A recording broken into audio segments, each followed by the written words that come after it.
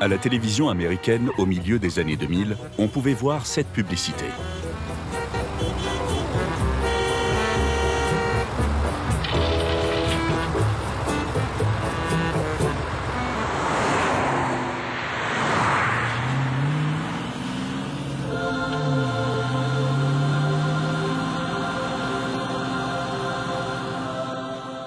Stanford Financial Group est alors un empire financier florissant qui promet des investissements au rendement aussi mirifique que bidon.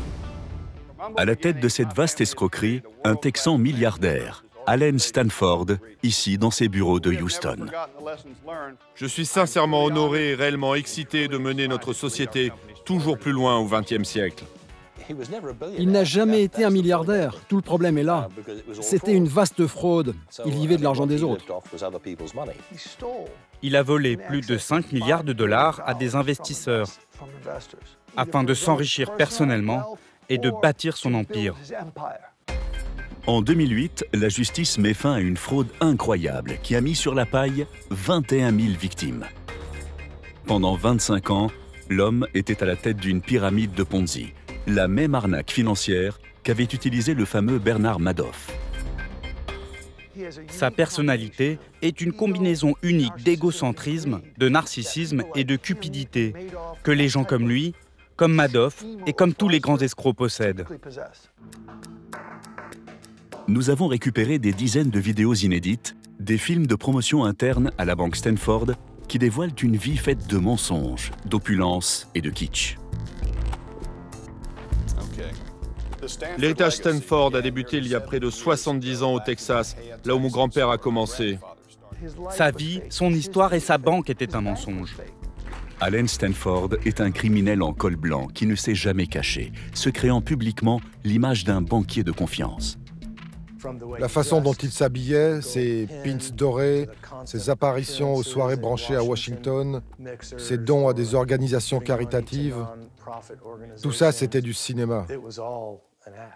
S'affranchissant des lois, des gouvernements et de la morale, Stanford s'était même construit un empire qui lui permettait d'agir en toute discrétion. Une petite île corrompue des Caraïbes, Antigua et Barbuda, où il agissait en quasi-dictateur. Il pouvait prêter de l'argent au gouvernement et obtenir ce qu'il voulait. Il pouvait dicter la conduite de ces deux îles-États de 90 000 habitants. Sur ses traces, de ses anciens bureaux dans les Caraïbes, à ses banques de Houston et Miami, jusqu'à sa ville natale au Texas, nous avons retrouvé des témoins clés de cette scandaleuse histoire. Plusieurs anciens salariés proches d'Allen Stanford, mais aussi une victime. Et le procureur qui a provoqué sa chute. Tous nous font le portrait d'un criminel bigger than life, au charisme détonnant. C'est l'incarnation du bon Texan qui est costaud, qui parle fort et qui a l'ego surdimensionné. Il est comme JR dans la série télé Dallas, ou ce type de personnage, pas vrai? C'est la caricature du Texan abruti et menteur, du businessman qui fera tout pour réussir. Allen Stanford est parfait dans ce rôle.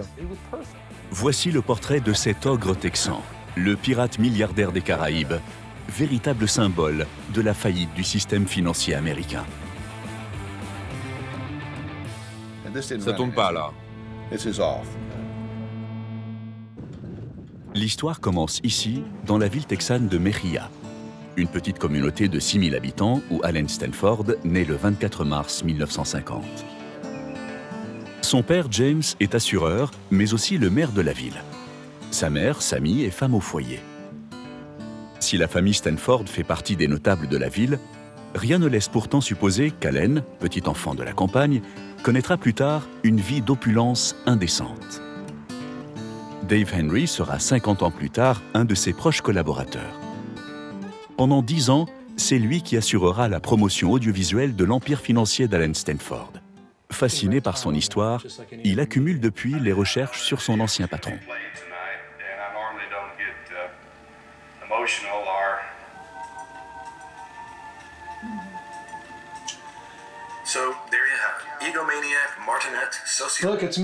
Regarde, c'est moi, avec 13 kilos de plus. Psychopath, that's Allen Stanford. Mejia est une toute petite ville très conservatrice, située dans la ceinture de la Bible, comme on appelle cette région ici. Donc des gens traditionnellement très conservateurs, très religieux, des baptistes plus spécifiquement.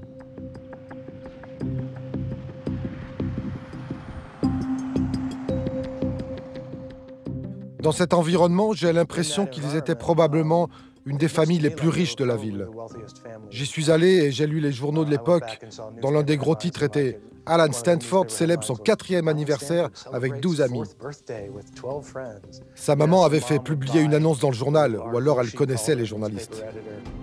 Allen grandit beaucoup. Il mesure bientôt près de 2 mètres. Il impressionne par son physique. Un regard intense, une voix grave, une poignée de main à vous briser les phalanges et une carrure impressionnante. À la fin des années 60, il obtient un diplôme de commerce ici, à l'université de Baylor. Très tôt, le jeune homme se montre obsédé par la réussite.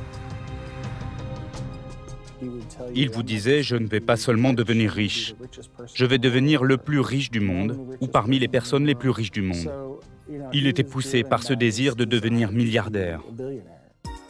Et pour faire fortune au milieu des années 70, il y a un secteur prometteur, le fitness. La tendance a conquis les Américains, séduits par les muscles du jeune Schwarzenegger. À Waco, toujours au Texas, Alan Stanford fréquente un club en banlieue de la ville, ici dans cette zone commerçante. Confiant, il rachète le lieu et le renomme Total Fitness Club.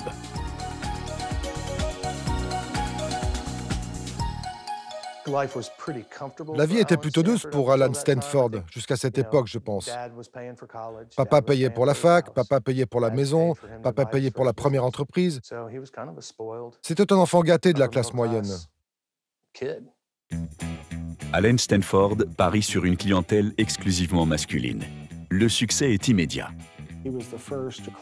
C'était le premier club à avoir ces nouvelles machines de musculation avec des poids et des roulements et tout ça.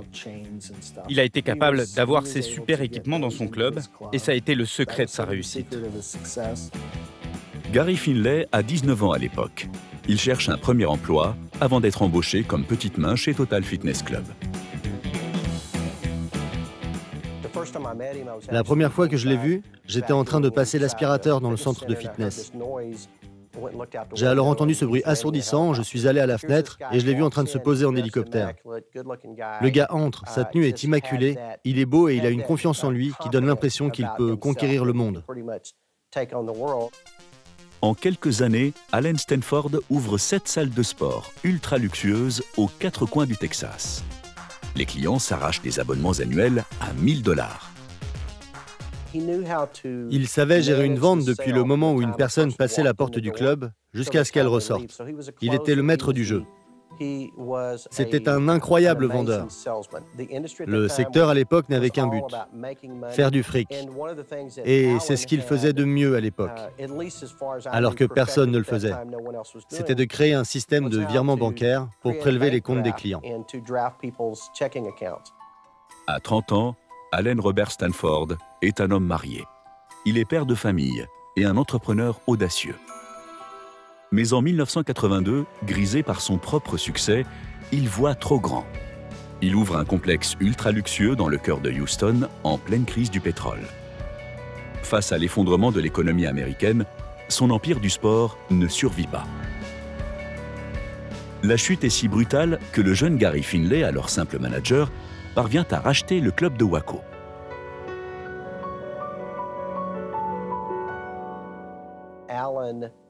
Alan incarnait l'image de la réussite, mais ce que j'ai découvert en reprenant l'entreprise, c'est que son plus gros problème était qu'il pompait l'argent, le dépensait, mais ne payait aucune facture.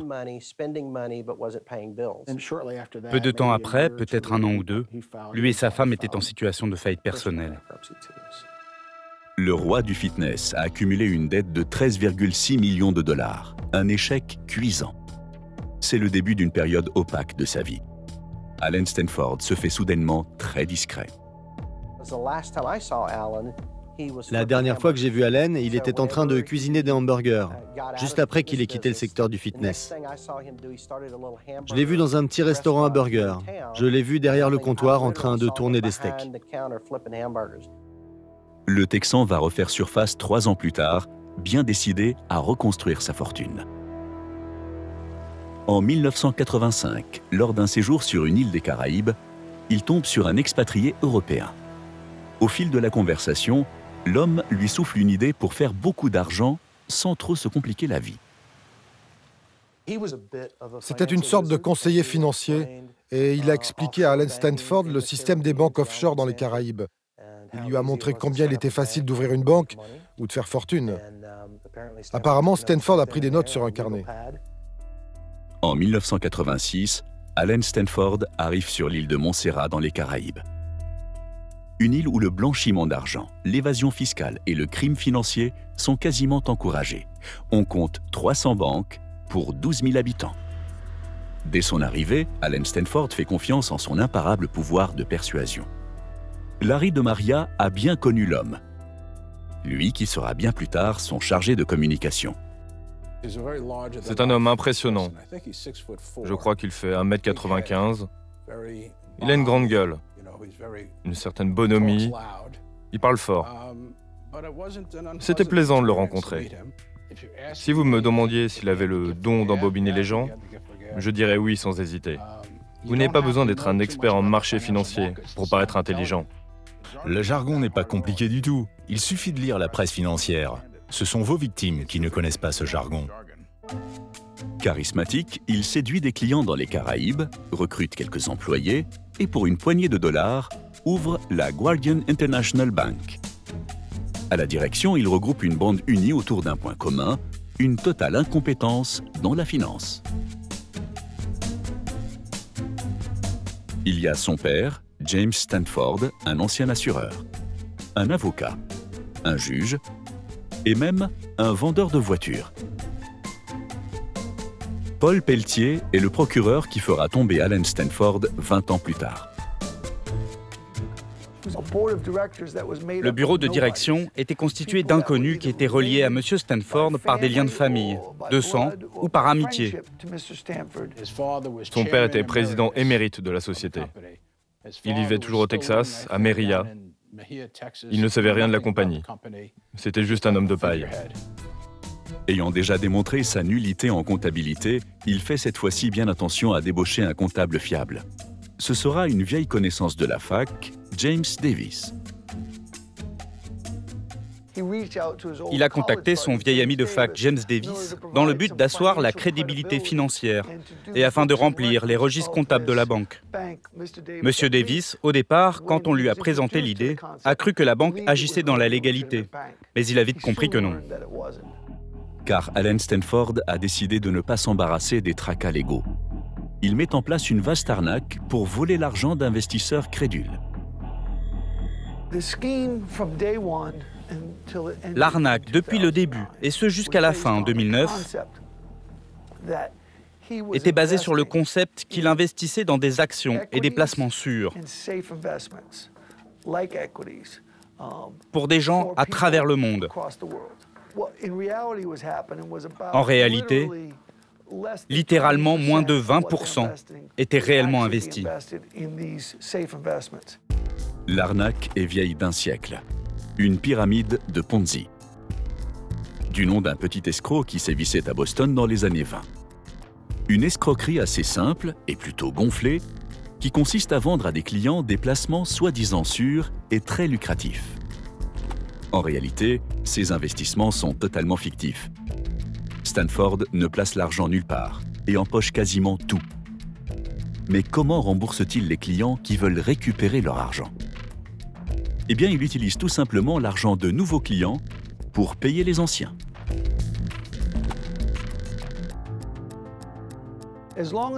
Tant que vous avez assez de nouveaux investisseurs pour rétribuer les anciens investisseurs, alors vous avez une magnifique pyramide de Ponzi. Tranquillement à l'écart des instances de contrôle de la bourse, bien au chaud dans leur banque caribéenne, il suffit à Allen Stanford et James Davis de présenter des comptes falsifiés pour maquiller leur arnaque. Il s'agissait d'une véritable liste d'investissements.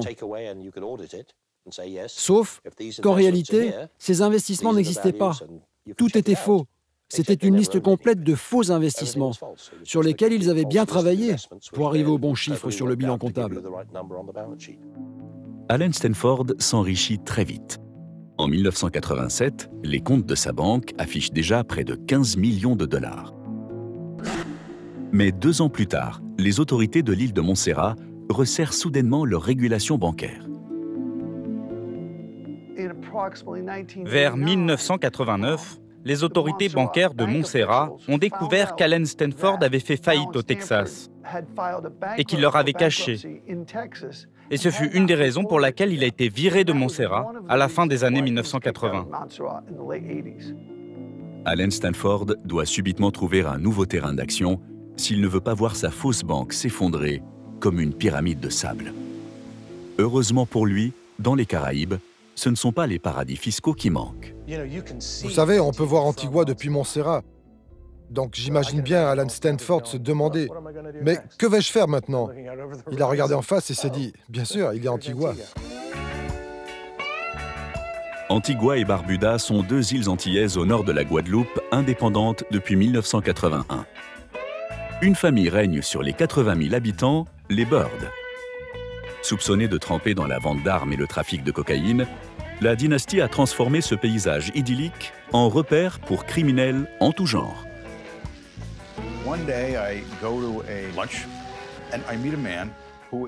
Un jour, je me rends à un repas et je rencontre un homme, un fugitif américain condamné en Amérique pour fraude bancaire.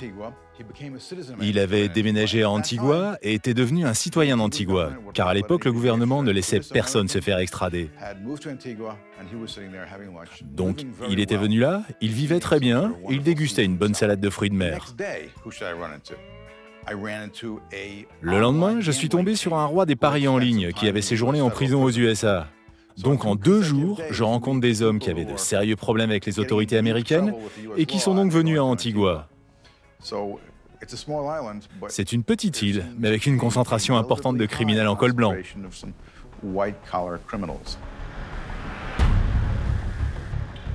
Au début des années 1990, Allen Stanford, sur le départ de Montserrat, entre en contact avec la famille Bird. Martina Johnson est journaliste à Antigua. Elle a enquêté sur l'ascension du banquier. Quand Stanford est arrivé ici, le gouvernement accueillait ce genre d'investisseurs car cela permettait d'offrir le niveau de développement dont le pays avait toujours rêvé. Au début des années 90, la Banque d'Antigua faisait face à de sérieux problèmes financiers. Et parce qu'il avait déjà volé pas mal d'argent, il était capable de faire des prêts et même d'acquérir la Banque d'Antigua et de la redresser. Ça a bien aidé la famille Bird à la tête du pays. Il était aussi capable de corrompre les politiques pour obtenir ce qu'il voulait. Bien sûr, quand vous avez la personne à la tête de l'instance de régulation qui doit contrôler la banque, qui fait partie de l'arnaque, ce n'est pas qu'on ne savait pas, c'était délibérément facilité et ignoré. Ici, pas de FBI ou de police quelconque qui pourrait l'ennuyer. Allen Stanford vient de trouver son royaume personnel. En 1991, il bâtit un imposant siège social. À grand renfort de colonnes kitsch, l'édifice est un des plus luxueux de toute l'île. La très modeste Stanford International Bank embauche des habitants de l'île. Personne ne connaît grand-chose à la finance, mais après tout, ce n'est pas nécessaire quand on travaille dans une fausse banque. Aujourd'hui, les bureaux sont vides.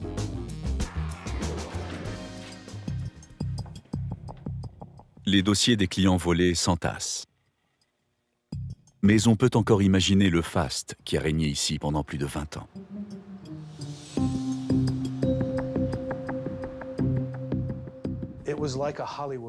C'était comme un studio hollywoodien. Ça a l'air beau en façade, mais dès qu'on passe la tête derrière, il n'y a rien. Avec un beau décor, il faut aussi un bon scénario. Et pour cela, Allen Stanford a beaucoup d'imagination. Il commence par s'inventer un passé familial prestigieux. L'héritage Stanford a débuté il y a près de 70 ans à Merritt, au Texas, quand mon grand-père fonda la compagnie d'assurance Stanford en plein cœur de la Grande Dépression. Il répétera cette légende à longueur d'année dans des brochures, des interviews et des vidéos institutionnelles comme celle-ci. À défaut d'être un vrai bon banquier, il devient un vrai génie de la communication. Nous nous sommes construits sur la philosophie simple et efficace de mon grand-père. Bâtir une entreprise étape par étape. Travailler dur, avec une vision claire et des services de qualité. Toute cette histoire est complètement inventée.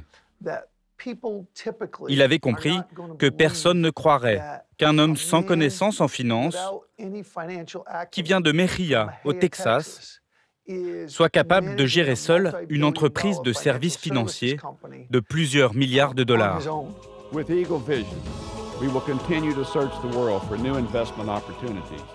Allen Stanford se dote d'un logo à la symbolique forte, l'aigle de l'indépendance américaine.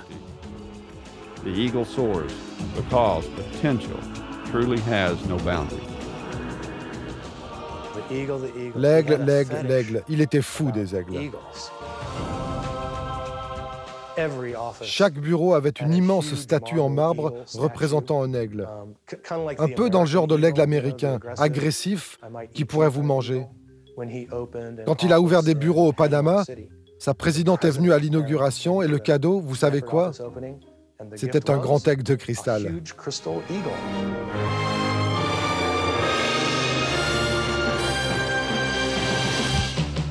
Nous sommes au milieu des années 90 et la folie Wall Street a contaminé le monde entier qui se prend à rêver richesse, actions et placements en bourse.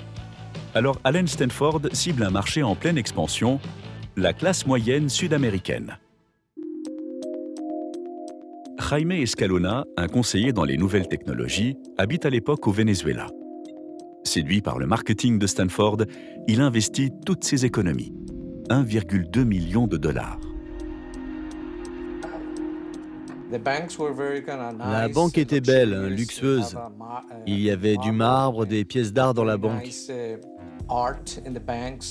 La situation économique du Venezuela et des autres pays d'Amérique latine n'était pas stable, donc on recherchait de la stabilité.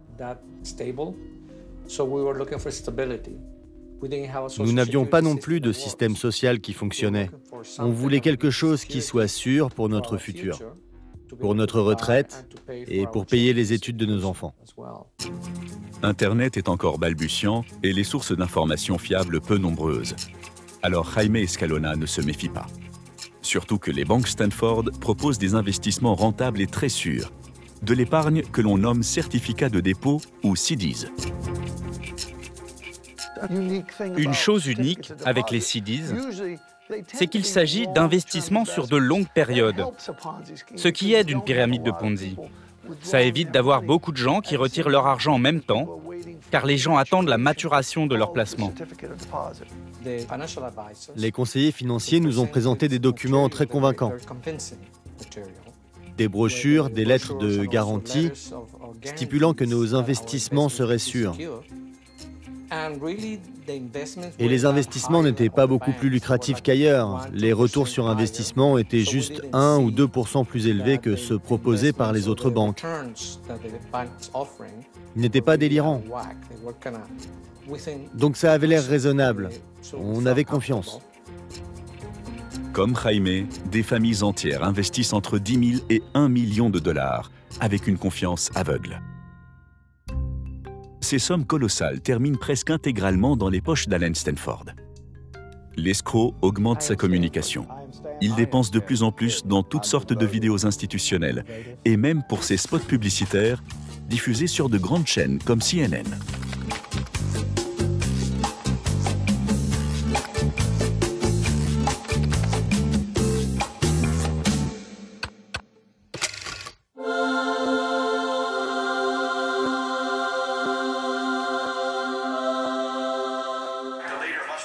Dave Henry était son réalisateur attitré. Il a travaillé sur plus d'une centaine de ses vidéos.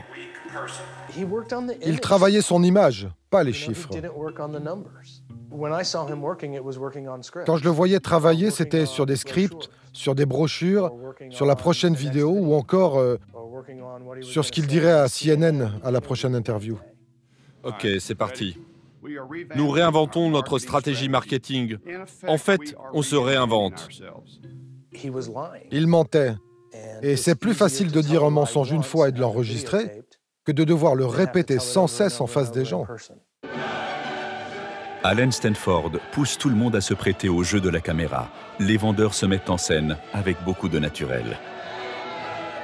Et même James Davis, son précieux comptable, est bien obligé de passer devant la caméra.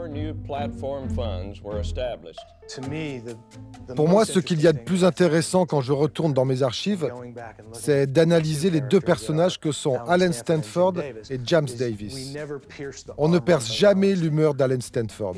Il est toujours le même, confiant, audacieux. Il n'a jamais un moment de doute. Quand on regarde son bras droit à l'écran, James Davis était nerveux, studieux et il avait de nombreux tics. Vous vous demandez, ai-je satisfait son besoin plutôt que où est l'argent? Il était agité et distant, mal à l'aise quand la caméra était éteinte, comme s'il se demandait ce qu'il venait de dire. Et ce contraste illustre à quel point Allen Stanford était un acteur. Our business has expanded at such a rate that we now occupy. Allen Stanford, l'acteur, quand il ne joue pas au grand banquier pour la caméra ou qu'il ne maquille pas les comptes, s'adonne à ce qu'il fait de mieux, dépenser l'argent de ses investisseurs. Parfaite incarnation du fameux adage américain, il devient bigger than life. Il achetait fréquemment de l'immobilier, des avions, des bateaux. Il a acheté un manoir à Miami qui était un véritable château. La maison à Sainte-Croix que j'ai vue est incroyable. Elle est située en haut d'une colline qui surplombe tout le quartier. C'était une maison de star, trop cool. Sur ces rares vidéos, filmées par la justice américaine après son arrestation, on découvre le train de vie inimaginable du Texan. Cette maison compte des dizaines de pièces. Une salle de réunion digne d'un film d'espionnage, avec son écran rétractable. Une salle de sport et une accumulation de vêtements, de chaussures et de bière. Sur l'île de Sainte-Croix, Allen Stanford possède 6 autres propriétés et même un centre commercial. Au Texas et en Floride, il possède encore des maisons et des appartements luxueux. Mais c'est sur la mer, à bord de son Sea Eagle, qu'il passe le plus clair de son temps.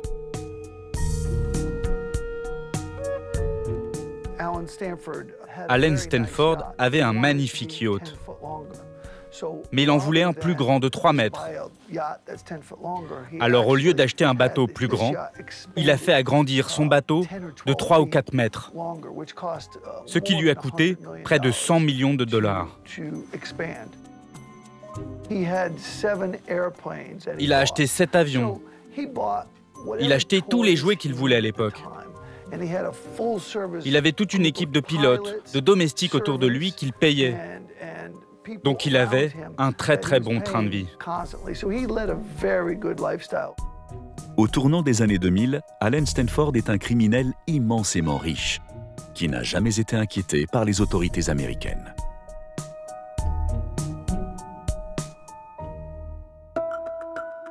À Fort Worth, au bureau texan de la Security and Exchange Commission, le gendarme de la finance américaine, on soupçonne Allen Stanford d'escroquerie financière depuis 1997. 2 rapports pointant ses activités ont déjà été émis. Pourtant, malgré les demandes répétées des enquêteurs, la direction refuse d'ouvrir une enquête. Il y avait un individu à la tête de la division de répression de la SEC à Fort Worth, au Texas, un homme qui s'appelle Spencer Barrard. Dès que cet homme a quitté la SEC, Allen Stanford a essayé de l'embaucher. Et on sait qu'à une occasion, dans le dos de la SEC, et sans son autorisation, les 2 hommes se sont rencontrés. Et Spencer Barrard a offert ses services en échange d'argent. Ce qui met un doute sur cet homme et sur les raisons pour lesquelles il avait rejeté les demandes d'enquête plus poussées. Pour Larry de Maria, qui fut trader et journaliste spécialisé à Wall Street, ce genre de relation trouble est monnaie courante. Vous gagnez 100 000 $ par an en travaillant pour la SEC et vous enquêtez sur quelqu'un qui vous propose 200 000 par an. Que faites-vous? Ça arrive tout le temps.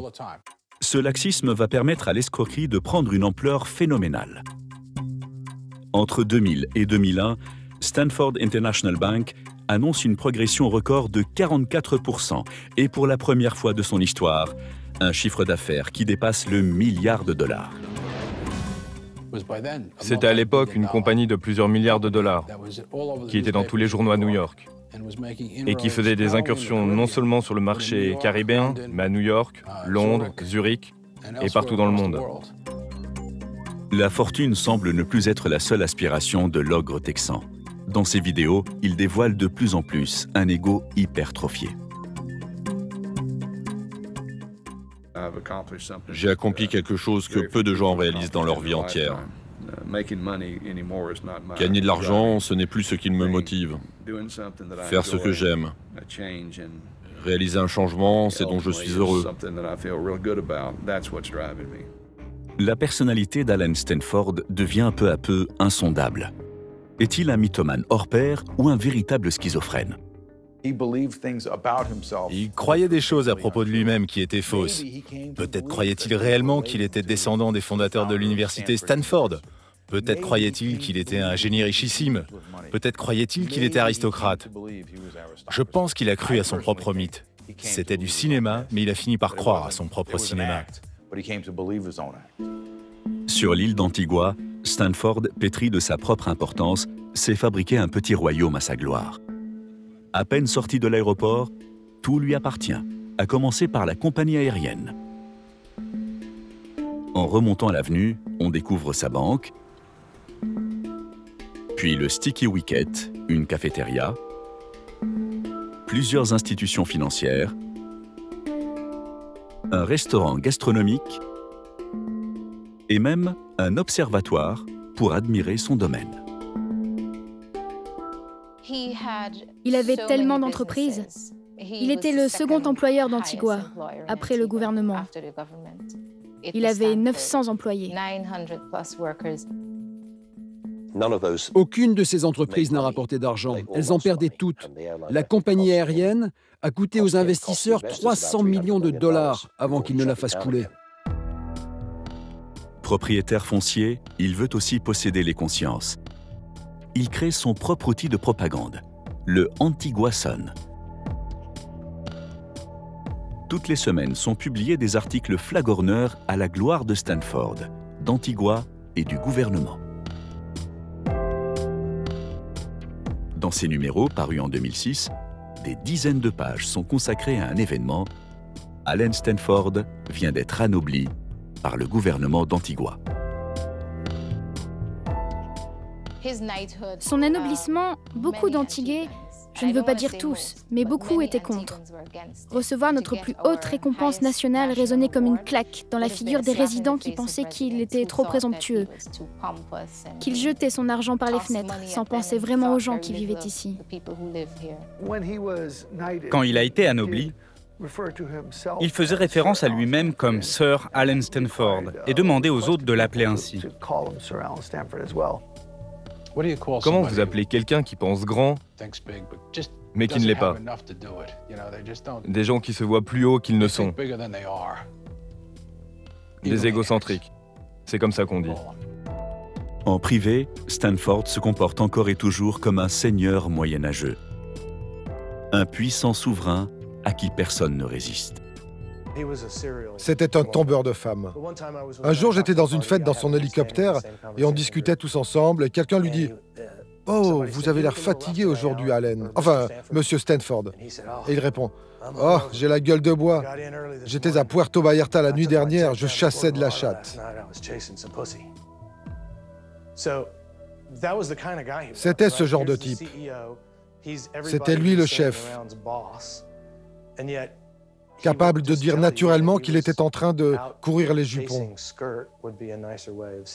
C'est plus joli comme ça. Mais il s'en fichait. Ce n'était un secret pour personne qu'il avait des femmes, des ex-femmes, des petites amies, des enfants de plusieurs femmes. Quand il désire quelque chose, Stanford n'a pas de limite. En 2005, il débourse 65 millions de dollars pour s'offrir une île entière. Il possédait l'île de Maiden, au large des côtes d'Antigua, où il avait construit une demi-maison pour voir s'il l'aimerait, dans le but de la détruire ou de la reconstruire plus tard. Voici les plans du projet pharaonique d'Alan Stanford pour la transformation de son île privée. Il voulait créer un club et une marina capable d'accueillir jusqu'à 30 yachts.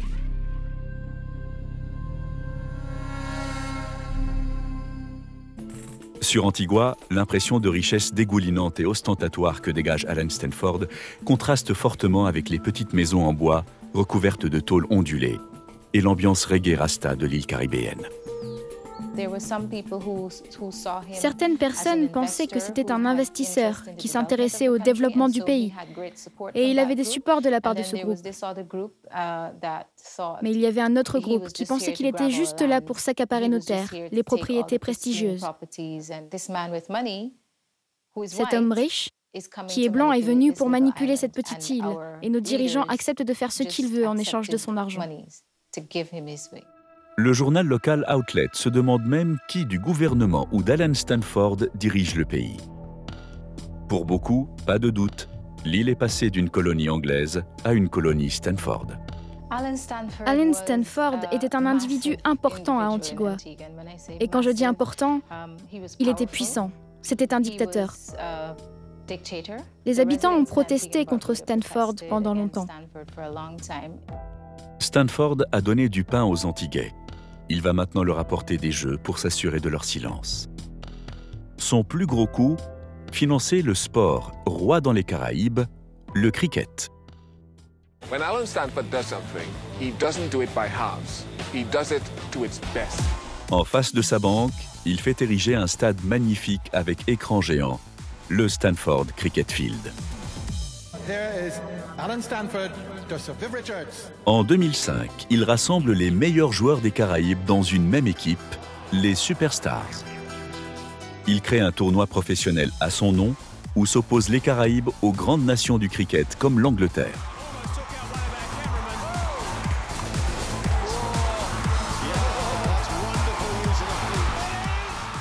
Cela a donné vie à un sport que nous aimons ici dans les Caraïbes, le cricket. Et cela nous a placés sur le marché international. Parce que tout le monde regardait les Caraïbes au stade Stanford. On regardait Antigua et Barbuda. Je n'ai qu'une chose à dire. C'était un sacré match.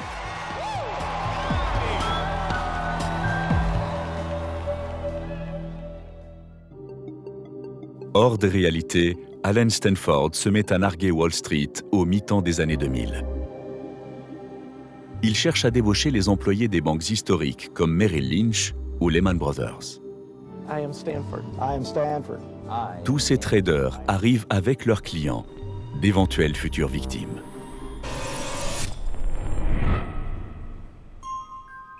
Charles Hazlett, un ancien de Merrill Lynch, rejoint la banque Stanford en 2002, dragué par les arguments convaincants du Texan. Il était réservé et distant la plupart du temps. Mais s'il vous parlait ou s'il essayait de vous motiver, il savait être très convaincant. Il balançait pas mal d'argent, il offrait de gros bonus. J'ai gagné une voiture à 100 000 $, car j'avais vendu le plus de CD. Et il tenait ses promesses. C'était une grosse cérémonie en face de tous les autres employés. J'étais plutôt embarrassé. En fait, je n'aimais pas me retrouver dans cette position. Mais j'étais content de gagner la voiture. Alan Stanford continue, même lorsqu'il s'agit de récompenser ses salariés, de satisfaire son besoin de puissance. Lors de cérémonies comme celle-ci, il entretient le suspense en alignant les finalistes sur une estrade avant d'annoncer qui aura le droit à sa prime. Il devait passer 10 minutes à marcher derrière chacun et il tapait sur l'épaule de l'un d'entre eux. Bien sûr, la personne pensait qu'elle avait gagné les 10 000 $. Et il lui disait, tu sais, Rodeo a fait un super boulot. Et il marchait, et il tapait sur l'épaule d'une femme, et ainsi de suite. Je comparais cela à quelqu'un qui arracherait les ailes d'une mouche. C'était aussi horrible. Je n'ai jamais vu une performance aussi égocentrique et égoïste de toute ma vie. Et finalement, il choisissait son vainqueur. Il prenait du plaisir à mettre ses gens mal à l'aise. Pour s'assurer la dévotion de ses employés, il débourse sans compter. À New York, Stanford invite 300 conseillers financiers à l'hôtel Intercontinental. Coût des festivités, 1,5 million de dollars. Ils ont carrément refait la discothèque Studio 54. Donc, il y avait une énorme salle de bal au cœur de Manhattan, décorée comme le Studio 54, avec des acteurs jouant des personnes connues qui y allaient, comme Andy Warhol, Elton John, Bianca Jagger. Et ils passaient avec des cadeaux pour être sûr que tout le monde s'amuse. Cette fête était dingue, mais c'était typique. Ils allaient dans une ville et devenaient fous le temps d'un week-end, à la Nouvelle-Orléans, à Caracas, à Londres.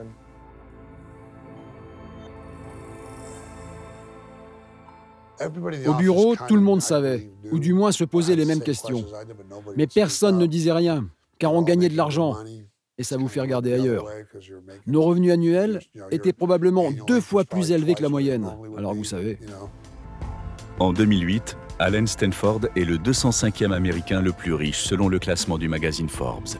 Sa fortune est estimée à 2,2 milliards de dollars. Le géant texan va pourtant voir les bases de sa pyramide s'effriter petit à petit. Une poignée d'employés intègres commence à poser des questions dérangeantes. Charles Hazlett est l'un d'entre eux. Il se demande pourquoi une banque internationale utilise un minuscule cabinet de comptabilité complètement inconnu. Leur réponse fut « On travaille avec eux depuis plus de 20 ans. C'est une petite société, très bien gérée. Je ne devais pas m'inquiéter. » Je voulais plus de réponses qu'ils ne voulaient m'en donner. À un moment, ils m'ont dit « Fais-tu partie de la famille? Crois-tu en nous? Fais-tu partie de notre équipe ?» C'est vraiment ça. Soit je me conformais à la façon dont les choses étaient faites ici, et je ne posais plus de questions, soit je démissionnais. Je ne voulais pas démissionner directement, donc je leur ai demandé de me laisser réfléchir. Et en 24 heures, j'ai finalement démissionné. Larry de Maria suspecte à son tour une énorme fraude, mais lui non plus ne peut poser aucune question. Il avait 4 femmes dans un bureau qui menait au sien. Et ensuite, il avait une femme nommée Yolanda Suarez, qui était sa chef d'équipe. Et je pense qu'il aurait fallu tout un escadron pour accéder à son bureau. Je pense que j'ai dû entrer dans son bureau 3 fois peut-être. Larry est finalement licencié pour incompétence. Allen Stanford combat avec virulence tous ceux qui doutent de lui. Il poursuivait tous ceux qui voulaient porter plainte contre lui. Il avait une trentaine d'avocats. Il avait des super conseillers juridiques. Je ne pense pas qu'il avait la moindre inquiétude à avoir. Pourtant, en septembre 2008, l'étau se resserre. La planète connaît la plus grave crise financière de son histoire, provoquant 2 mois plus tard l'arrestation très médiatisée de Bernard Madoff à la tête d'une pyramide de Ponzi de 65 milliards de dollars. L'avertissement aurait inquiété le plus convaincu des criminels, mais pas Allen Stanford, qui proclame haut et fort qu'il va sortir de cette crise sans aucune éclaboussure. Notre bilan comptable est bon. Nos liquidités sont exceptionnelles. Et nous allons, en cette période difficile, continuer à faire fructifier nos affaires. La chute est proche, mais Allen Stanford est dans le déni total. Depuis des années, il croit s'être attiré la protection de la classe politique américaine en finançant des campagnes électorales. L'homme d'affaires a donné un total de 1,6 million de dollars aux partis républicains et démocrates. Un de ses bénéficiaires fut Barack Obama en 2008. La même année, il finançait à hauteur de 200 000 dollars la campagne démocrate au Congrès. À la convention nationale du parti, il est même chaleureusement remercié par Bill Clinton. Je souhaite remercier le Stanford Financial Group pour leur souscription à cet événement. En 2008, George Bush le remercie également dans cette lettre officielle. Les compagnies comme la vôtre aident les Américains à construire les bases solides de leur futur.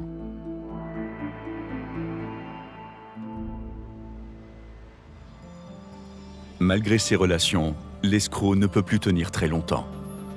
Sa banque prétend détenir 8,5 milliards de dollars, alors qu'elle ne dispose en réalité que de 20 millions de dollars. La seule raison pour laquelle ces types se sont fait prendre, c'est parce que durant la crise financière, tout le monde a eu peur dans ce pays. Quand les prêts hypothécaires ont dégringolé, que des gens ont été jetés dehors, les clients voulaient récupérer leur argent. Et pour la première fois dans son histoire, les nouveaux investissements n'étaient plus suffisants pour couvrir les retraits. Ils n'avaient pas les moyens de rendre l'argent. C'est le principe des pyramides de Ponzi. Et c'est pour ça qu'ils se sont fait prendre. Le gouvernement ne les a pas eus, les médias ne les ont pas eus. S'ils ont été démasqués, c'est parce que d'autres escrocs avaient détruit le marché financier. Les plaintes s'accumulent. Et en février 2009, Paul Pelletier, procureur en Floride, parvient à inquiéter Allen Stanford. Il arrête pour un délit mineur Laura Pendergast-Holt, une de ses proches collaboratrices, pour tenter d'obtenir des informations.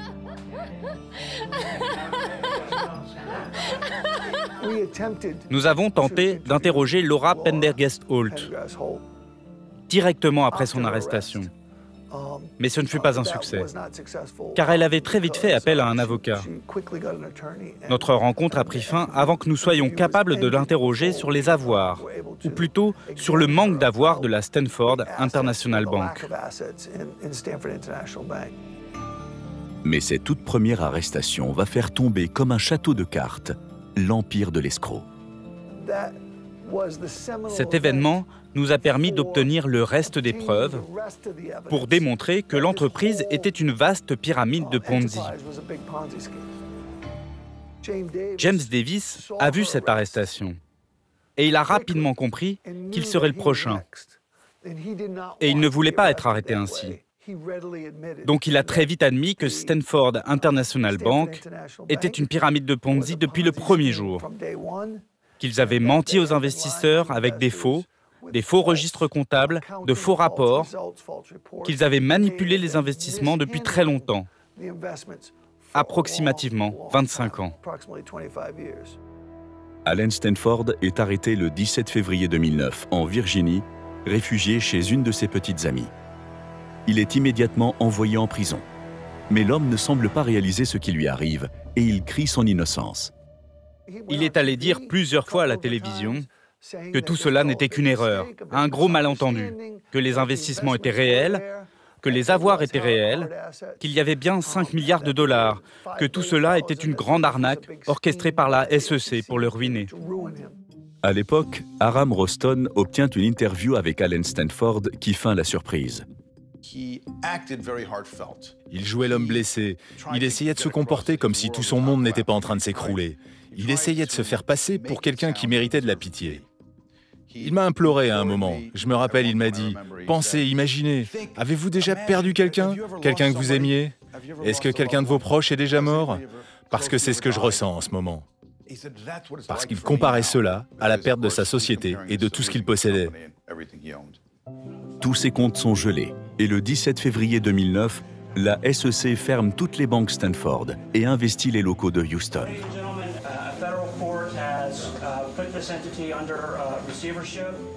Pour les épargnants, c'est le chaos. Nous sommes allés à la banque, il y avait plein de monde devant qui essayait d'entrer dans le bâtiment. Des centaines de gens qui faisaient la queue. Les gens pleuraient, les gens paniquaient. Nous essayons d'entrer en contact avec les conseillers financiers pour avoir des réponses. Il y avait tellement de monde, on se serait cru dans une émeute à l'intérieur de la banque. Pendant ce temps-là, en prison, Allen Stanford se fait sauvagement tabasser par un codétenu. Il s'est fait méchamment tabasser en prison. Depuis, c'est dur pour Allen Stanford. Je ne peux pas dire que je sois désolé pour lui, mais il n'a pas eu les traitements de faveur que beaucoup de criminels en col blanc ont eu dans ce pays.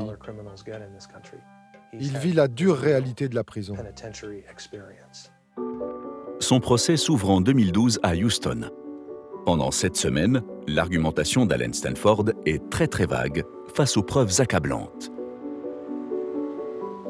Il n'a pas eu une once d'humanité envers ses 21 000 victimes. Il était vraiment antipathique. Nous n'avons pas vu d'émotion en lui. Il n'a présenté aucune excuse aux victimes, aux personnes touchées. Il ne s'est pas excusé. En mai 2012, il écope d'une peine de 110 ans de prison. Ses victimes n'ont jusque-là reçu qu'un seul centime par dollar perdu. Pour Jaime, cela correspond à 9 000 $ sur les 1,2 million de dollars investis. Alors depuis 7 ans, il se bat pour dénoncer la situation à travers son association de victimes. J'essaie de ne pas être trop sentimental, mais c'est difficile. Je reçois les histoires de personnes qui meurent, de personnes qui sont désespérées, qui me demandent de l'aide car elles n'ont plus les moyens de manger ou de se faire opérer.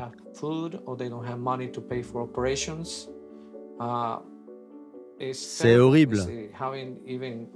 Même des personnes jeunes et des plus vieilles meurent parce qu'elles ne peuvent plus subvenir à leurs besoins.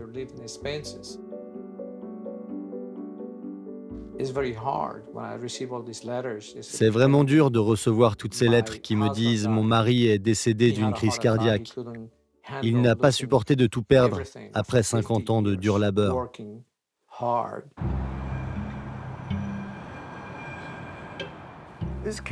Ce dossier fut très important pour moi, car nous avons été capables de mettre ces escrocs en prison. Mais on n'a pas pu finir le travail.